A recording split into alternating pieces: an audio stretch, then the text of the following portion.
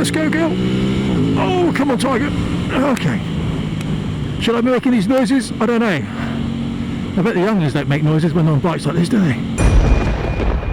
Alright guys, so in my efforts then to get you understanding what a 50-year-old needs other than an adventure bike, I've gone out today, got myself a bit of a loan for an hour or so on a new RS660 Factory by Aprilia. So I'm on this bike now. I brought it down here to this car park, and what we're going to do is take it on a bit of a drive.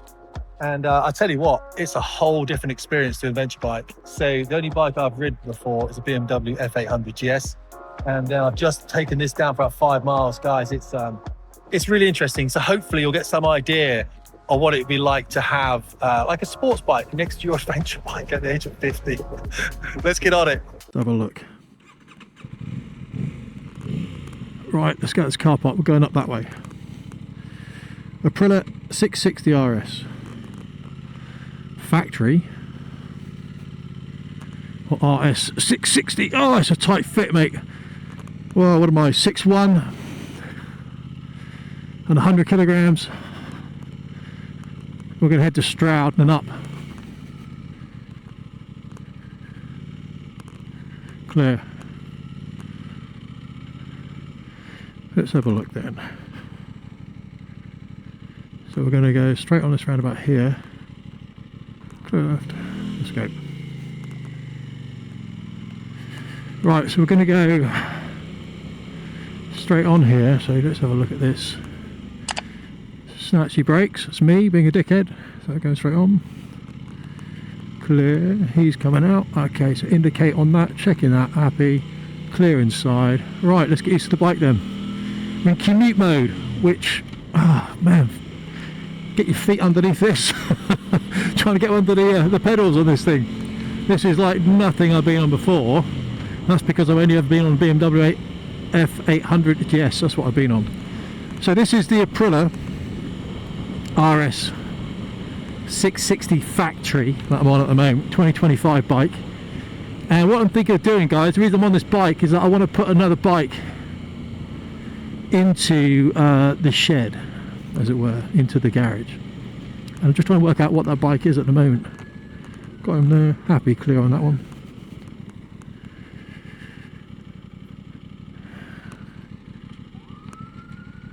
So I'm thinking, is it an Aprilia RS660? Is it a CBR 650R?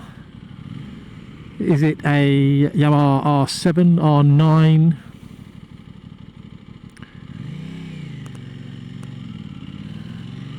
He's there.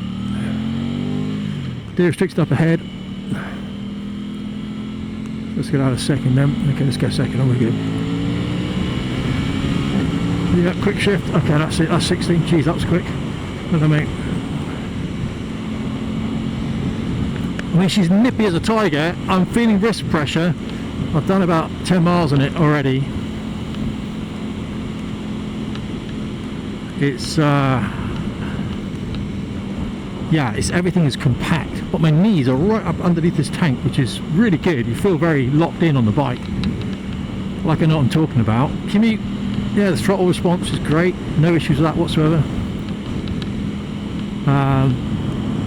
To be fair, you know, you got to ride it for a bit before you figure out whether the back hurts or the neck hurts. So I've got my head a bit down here because I've got neck issues from the Air Force, and I don't really want to be leaning up here the whole time like that. So I'm kind of chill with it.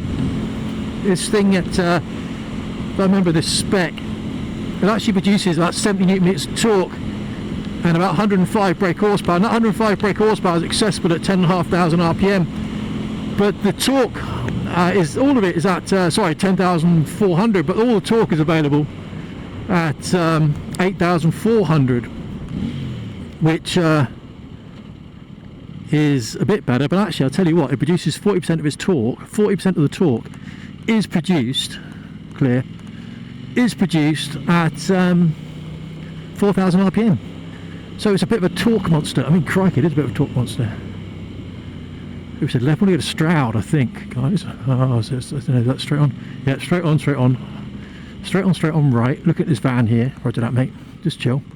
Everything's good. Okay, good. So a bit of riding here, a bit of indication. Got the car there, happy, mate. Get away from him. Yeah, he's gone. So, in town, I mean, it's going to be a wrist monster. It's going to be a back monster, isn't it? It just is. I can feel it now. Trying to do the roundabout counting, guys, to be fair. So, I don't know where that's going. 419. I think I had to kind of go left up here, but I can't remember. We're going left, that's for sure. What are you doing, Mr. Truck? Doesn't feel right. We're going right. We're going right. We're going right. We're going right. Okay, we're going left here. Okay, we're going left here. Okay, yeah, this feels totally fucked. This is the problem. No nav on this bike, is there? No nav at all. So I've got to pull over in a second, have a look where I'm going, because I'm not too sure. I'm trying to exit the town up to the north, but we'll see. Second gear holds you in 30 quite well. What else about the bike? 6-axis IMU. You know the stats, guys, better than I do. Bembros all round. I'm looking at it from a 50-year-old rider. Do I want this in the garage? It's pretty simple. Do I want it in the garage, yes or no? For a blast on a Sunday, yeah, but is it too expensive a blast on a Sunday? It'd be a lot cheaper bikes to have. I'll tell you that right now. I'm looking for the A46, I think it is. There we go, let's go up that way then. I don't want Cheltenham A46, through traffic. Where's that going? Signpost, mate. Gloucester, let's go that way. Happy with him. I'll tell you what, these sports bikes, they're just easier to ride than the venture bike I've got. My venture bike's 237 kilograms. This thing's 186. The brakes are snappy as a tiger, which is fantastic. I mean, yeah, it's just easy to... I'm feeling the rest already though. Mate, seriously, the lower back, the neck, yeah, the whole thing. Hello buddy, you alright man? Yeah, venture bike rider, a mad lad. So I thought whilst I continue riding around the town here, I'd talk to you about the bikes that I was actually looking at. So really, I've narrowed it down to 4. This one, the Aprilia RS660, and that retails at about 10.5 grand. I don't need the factory, guys, you know, but 10.5 grand. You can pick them up second hand, actually. I've got an offer right now on a 2022 bike for £7,200 with about 2,200 miles on it. Now, that might sound like a great deal, and I think it does, but I know the 2021 bikes had a lot of recall issues, and that always puts you off, even though I'm sure they were sorted out by 2022. If you've got an RS660, then can you put a comment down for me there so I can hear about how you found it on the reliability terms? My thinking, guys, from my limited brain, is that the more complicated the bike, and you can change all the settings on this one, the more there is to go wrong. Second one I'm looking at then is the Triumph Daytona 660. The RS660 there, as I said, is a parallel twin, and the Daytona is a triple, so 3-cylinder bike. Apparently a lovely engine. They say it feels a bit soft at the back end. I'm 100 kilograms, that worries me a little bit heavier than most. That's £8,500 brand new. They've got 0% APR offer at the moment.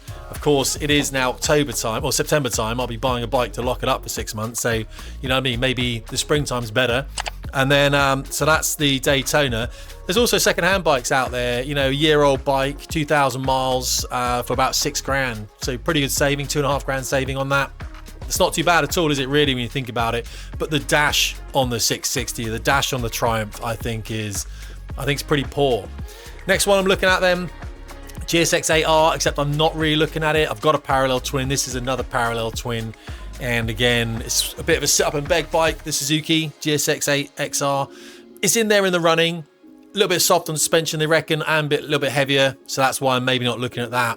And then the last one I'm looking at is the Honda CBR 650R, which again is about 8.5 grand. Again, the Suzuki was 8 grand, which is a pretty good price. 8.1, I think, with dealer contribution. The Honda CBR 650R is 8.7. That's with the clutch. And you know what? It's a pretty good bike, a bit heavier than most. Seems a bit more spacious. I haven't ridden one yet. And you can get it in black or red. A very well, so it's an inline 4, it's the main thing about it as well, but a real kind of well-trodden path on that CBR. Its engine's been around for a long time, and it's kind of that historic nature of the engine that I'm interested in, if you know what I mean. The kind of old school 600s type engine. I'm also going to ride this 600 RR, but again, that's a 10.5 grand bike. My insurance to be through the roof on that. So whatever you're thinking, guys, whack it down in the comments, and we'll just finish off the video. Absolutely amazing. So we're going to take this road all the way up to Gloucestershire, I think. It's a lovely day out. Houses around here are incredible. Hopefully we're not going to live in second gear, because that would be pretty disappointing. It'd be nice if it told me the speed limit on there, but it doesn't. I'm sure these things do things. Let's put it in some dynamic mode as well. Press that button there. What's it say? Individual? No, mate, because that's going to turn everything off. Dynamic. Hopefully everything's left on. Yep, some facts and figures. ATC, AW. What does that mean? I don't know. You'll be able to tell me that stuff. I don't know. She is responsive. The thing is that you'll be living in this position, and I'll have to go to Pilates classes or some shit like that, my wife. You know what I mean?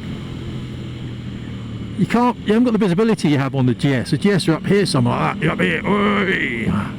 You're down here on this thing. But I love it. It's brilliant. Don't get me wrong. It is... I think as a track weapon, this thing will just be immense. I've got zero knowledge of what makes a good track weapon, so I'm just literally talking bollocks. What I'm telling you, like, is as a 50-year-old dude that's flown jets for 20 years in the Air Force, if that's you, this is the channel to follow, mate. So if you're a 50-year-old former fast jet pilot, just got into motorcycling, you've been biking like 6 months, yeah, follow this channel. If you're not, there's better channels to follow about motorbike content. I'm not even joking. 660, is it for me? I don't know. Let me know what you think in the comments. Obviously, that's what YouTube's about, isn't it? Don't forget to subscribe, more bike content. But yeah, an amazing machine. Amazing machine anyway. Right, Tim Davies, Fast Performance.